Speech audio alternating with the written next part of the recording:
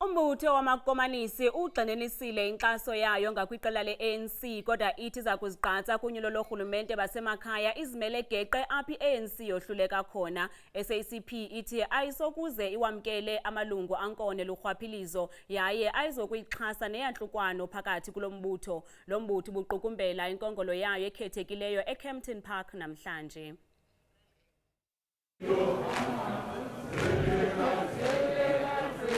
Iculo elinye nangona intsholo iguqukile nanjengoko iSACP ibiqukumbela inkomfa yayo ekhethekileyo. Eli qela limemelela umanyano kwinqantathu we-ANC, SACP kunye nekhosatu nokusishulwa nengcambu koqhekeko. We must expose those who are seeing a platform to push their own narrow agendas in the entire mass democratic movement.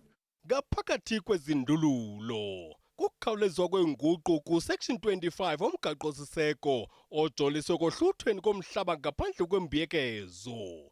Ukolulwa koxanduva lwebhanka enguvimba ijongane nentswela-ngqesho nokuhlumisa uqoqosho. Kwakunye nophando kwinkqubo yokulungisa izinto kwa-SAA nendlela ekunikezelwa ngayo iithenda. Kodwa unomjingo kokuba ingaba eli qela liza kuzigqatsela unyulo looRhulumente basemakhaya kusinina. We have a resolution that we adopted at our 14th National Congress, which in essence reaffirms our commitment to the alliance.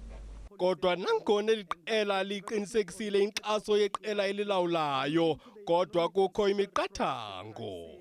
Amabomvana kwehlaba ikhwelo kwinkqubo yokunikezelwa kwethenda kumaqumrhu karhulumente kwakunye nophando ngezityholo zokusingela phantsi kwiziko lakwa-Eskom.